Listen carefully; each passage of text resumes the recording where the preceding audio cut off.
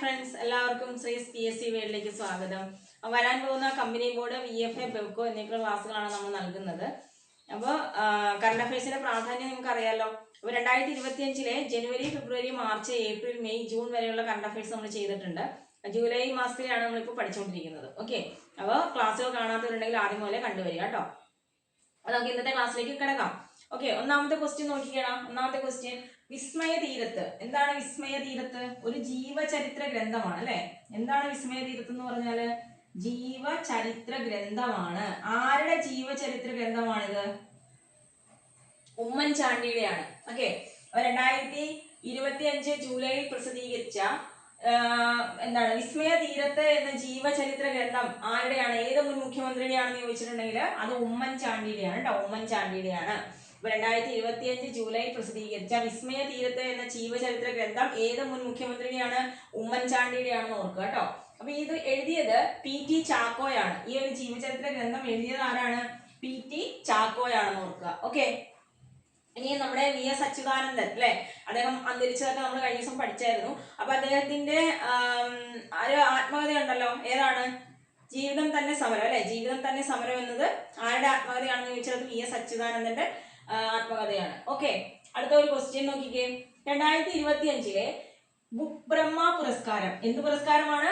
Book ബ്രഹ്മ പുരസ്കാരം ലഭിച്ചത് ആർക്കാണ്? KR മീരയ്ക്കാണ് കേട്ടോ. KR മീരയ്ക്കാണ് എന്ത് 2025 ബുക്ക് ബ്രഹ്മ പുരസ്കാരം.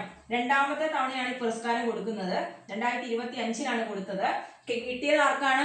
KR മീരയ്ക്കാണ്. ഓക്കെ അല്ലേ. അടുത്തത് ഒരു പുരസ്കാരമാണ് 2025 P കേശവദേവ് സാഹിത്യ പുരസ്കാരം. ഏത് പുരസ്കാരമാണ്? P കേശവദേവ് സാഹിത്യ പുരസ്കാരം ലഭിച്ചത് ആർക്കാണ്? ശശി തരൂരിനാണ്. ആർക്കാണ്? ശശി തരൂരിനാണ്. അപ്പൊ 2025 P കേശവദേവ് സാഹിത്യ പുരസ്കാരം ലഭിച്ചത് ശശി തരൂരിനാണ്. അദ്ദേഹത്തിന്റെ 2 ബുക്കുകളാണ്. ഇതൊന്ന് ഓർത്ത് വെച്ചേക്കണേ. Why I am Hindu, battle of belonging. ഏതൊക്കെയാണ്? വൈ ഐ ആം ഹിന്ദു എന്നുള്ളതും ദ ബാറ്റിൽ ഓഫ് ബിലോങ്ങിങ് എന്നുള്ള 2 പുസ്തകങ്ങൾ ആരുടെയാണ്? ഈ ശശി തരൂരിന്റെയാണ്. അപ്പൊ 2025 P കേശവദേവ് സാഹിത്യ പുരസ്കാരം ലഭിച്ചത് ശശി തരൂരിനാണ്. ഓക്കെ അല്ലേ. അടുത്തത്, ചമ്പക്കുളം മൂലം വള്ളംകളി കിരീടം നേടിയത് ഏത് ചുണ്ടനാണെന്നുള്ളതാണ്. 2025 ചമ്പക്കുളം മൂലം വള്ളംകളി കിരീടം നേടിയ ചുണ്ടൻ ഏതാണ്? ചെറുതന പുത്തൻ ചുണ്ടനാണ് കേട്ടോ. ചെറുതന പുത്തൻ ചുണ്ടനാണ് ചമ്പക്കുളം മൂലം വള്ളംകളി കിരീടം 2025 നേടുന്നത്. ഈ തുഴഞ്ഞ ബോട്ട് ക്ലബ് ഏതാണ്? പള്ളാത്തുരുത്തിയാണ്. പള്ളാത്തുരുത്തി ബോട്ട് ക്ലബ് ആണ് തുഴഞ്ഞതെന്നും കൂടെ ഓർത്ത് വെച്ചേക്കുക. അടുത്തത്, ലോകത്തിലെ ഏറ്റവും വിപണി മൂല്യമുള്ള കമ്പനി ഏതാണ്? ലോകത്തിലെ ഏറ്റവും വിപണി മൂല്യമുള്ള കമ്പനിയാണ് NVIDIA എന്ന് പറയുന്നത്. NVIDIA എന്ന കമ്പനിയാണ് ലോകത്തിലെ ഏറ്റവും വിപണി മൂല്യമുള്ള കമ്പനി എന്ന് പറയുന്നത്. അടുത്ത ക്വസ്റ്റ്യൻ, സൽഖാൻ ഫോസിൽസ് പാർക്ക്. എന്താണ്? സൽഖാൻ ഫോസിൽസ് പാർക്ക് സ്ഥിതി ചെയ്യുന്ന സംസ്ഥാനം ഉത്തർപ്രദേശ് ആണ് കേട്ടോ. അപ്പൊ സൽഖാൻ ഫോസിൽസ് പാർക്ക് സ്ഥിതി ചെയ്യുന്നത് എവിടെയാണ്? ഉത്തർപ്രദേശിലാണെന്ന് ഓർത്ത് വെച്ചേക്കുക. ഓക്കെ, 2025 പൊതു ഇടങ്ങളിലെ പുകവലി നിരോധിച്ച രാജ്യം ഏതാണ്? പൊതു ഇടങ്ങളിൽ പുകവലിക്കാൻ പാടില്ല എന്നൊരു നിരോധനം കൊണ്ടുവന്ന രാജ്യമാണ് ഫ്രാൻസ്. അപ്പൊ 2025 പൊതു ഇടങ്ങളിലെ പുകവലി നിരോധിച്ച രാജ്യം ഏതാണ്? ഫ്രാൻസ് ആണ് കേട്ടോ. ഓക്കെ, അടുത്ത ക്വസ്റ്റ്യൻ, സമ്പൂർണ്ണ ഹരിത ഡെസ്റ്റിനേഷൻ പദവിയിലേക്ക് ഉയർത്താൻ തീരുമാനിച്ച പാലക്കാട് ജില്ലയിലെ വിനോദസഞ്ചാര കേന്ദ്രം എന്താണ്? സമ്പൂർണ്ണ ഹരിത ഡെസ്റ്റിനേഷൻ പദവിയിലേക്ക് ഉയർത്താൻ തീരുമാനിച്ച പാലക്കാട് ജില്ലയിലെ വിനോദസഞ്ചാര കേന്ദ്രമാണ് നെല്ലിയാമ്പതി. നെല്ലിയാമ്പതി വിനോദസഞ്ചാര കേന്ദ്രമാണ് ഹരിത ഡെസ്റ്റിനേഷൻ പദവിയിലേക്ക് ഉയർത്താൻ തീരുമാനിച്ചത്. ഓക്കെ, അടുത്ത ക്വസ്റ്റ്യൻ, ഇന്ത്യയിലെ ഏറ്റവും വലിയ വെങ്കല ശിവശില്പം സ്ഥാപിതമാകുന്ന ക്ഷേത്രം ഏതാണ്? ഇന്ത്യയിലെ ഏറ്റവും വലിയ വെങ്കല ശിവശില്പം എവിടെയാണത്? രാജരാജേശ്വര ക്ഷേത്രം. അത് എവിടെയാണെന്ന് അറിയോ? കണ്ണൂരാണ്. അപ്പൊ കണ്ണൂരിലെ രാജരാജേശ്വര ക്ഷേത്രത്തിലാണ് ഇന്ത്യയിലെ ഏറ്റവും വലിയ വെങ്കല ശിവശില്പം സ്ഥാപിതമാകുന്നത്. ഓക്കെ അല്ലേ. അടുത്തത്, NK പ്രേമചന്ദ്രൻ. അദ്ദേഹത്തിന് ഒരു പുരസ്കാരം ലഭിച്ചല്ലോ 2025. എന്ത് പുരസ്കാരമാണ്? സൻസദ് രത്ന പുരസ്കാരം. എന്ത് പുരസ്കാരമാണ്? സൻസദ് രത്ന. അപ്പൊ 2025 4ാമത്തെ സൻസദ് രത്ന പുരസ്കാരമാണ് ഇദ്ദേഹം നേടുന്നത്. വീണ്ടും ഇദ്ദേഹമാണ് തുടർച്ചയായിട്ട് 3 തവണയും നേടിയത്. ഇപ്പൊ 4ാമത്തെ തവണയും ഈ സൻസദ് രത്ന പുരസ്കാരം 2025 നേടുന്നത് ആരാണ്?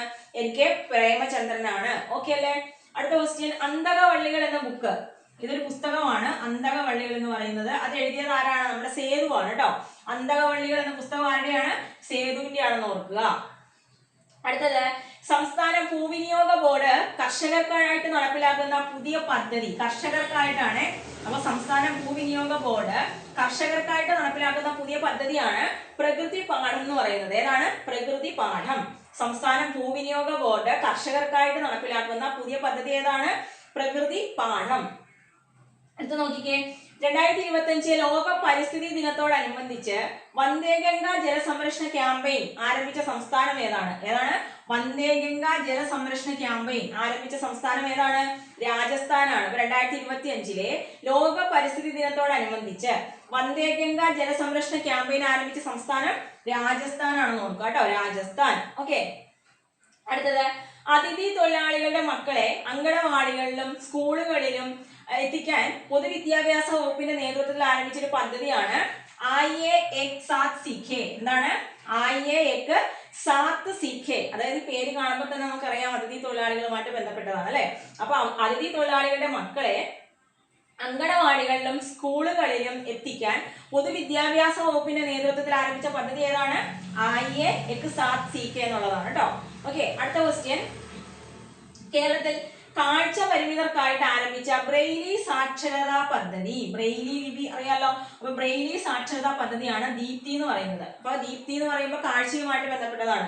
കേരളത്തിൽ കാഴ്ച പരിമിതർക്കായിട്ട് ആരംഭിച്ച ബ്രെയിലി സാക്ഷരതാ പദ്ധതിയുടെ പേരാണ് എന്ത്? ദീപ്തി എന്ന് പറയുന്നത് കേട്ടോ. ഓക്കെ, നമുക്ക് ആദ്യം ഒന്നുകൂടെ നോക്കാം. അപ്പോൾ നമ്മുടെ അന്തരിച്ച മുൻ മുഖ്യമന്ത്രി ഉമ്മൻചാണ്ടിയുടെ ജീവചരിത്ര ഗ്രന്ഥത്തെ കുറിച്ചാണ് നമ്മൾ ആദ്യം പഠിച്ചത്. അത് ഏതാണ്? വിസ്മയ തീരത്ത് എന്നുള്ളതാണ് കേട്ടോ. വിസ്മയ തീരത്ത് എഴുതിയത് PT ചാക്കോയാണ്. 2025 ബുക്ക് ബ്രഹ്മ പുരസ്കാരം ലഭിച്ചത് KR മീരയ്ക്കാണ്. രണ്ടാമത്തെ തവണയാണ് ഈ പുരസ്കാരം.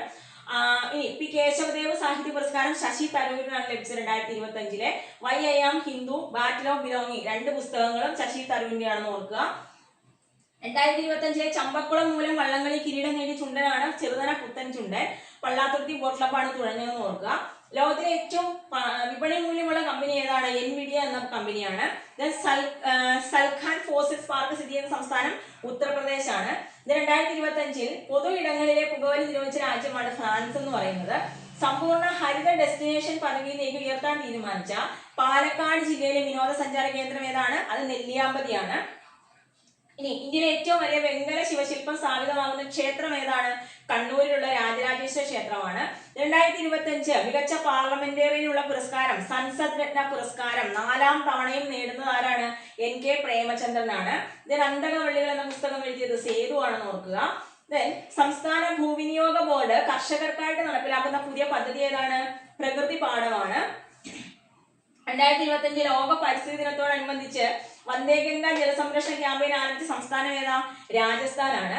അതിഥി തൊഴിലാളികളുടെ മക്കളെ അങ്കണവാടികളിലും സ്കൂളുകളിലും എത്തിക്കാൻ പൊതുവിദ്യാഭ്യാസ വകുപ്പിന്റെ നേതൃത്വത്തിൽ ആരംഭിച്ച പദ്ധതി ഏതാണ്? ആയേ ഏക് സാത്ത് സീഖേ. കേരളത്തിൽ കാഴ്ച പരിമിതർക്കായിട്ട് ആരംഭിച്ച ബ്രെയിലി സാക്ഷരതാ പദ്ധതിയാണ് ദീപ്തി എന്ന് പറയുന്നത്. ഓക്കെ, കറണ്ട് അഫയേഴ്സ് എല്ലാവർക്കും കിട്ടിയെന്ന് വിചാരിക്കുന്നു. എന്തെങ്കിലും ഡൗട്ടോ കാര്യങ്ങളോ ഉണ്ടെങ്കിൽ നിങ്ങൾക്ക് താഴെ കമന്റ് ആയിട്ട് രേഖപ്പെടുത്താവുന്നതാണ്. ക്ലാസ് കാണുന്നവർ അല്ലെങ്കിൽ ക്ലാസ് ഇഷ്ടപ്പെടുന്നവർ തീർച്ചയായിട്ടും ലൈക്കും കമന്റും ഒക്കെ രേഖപ്പെടുത്തുക കേട്ടോ. ഓക്കെ, അപ്പോൾ ക്ലാസ്സുകൾ ഇഷ്ടമായെങ്കിൽ ലൈക്ക് ചെയ്യുക, ഷെയർ ചെയ്യുക, സബ്സ്ക്രൈബ് ചെയ്യുക. Okay, by.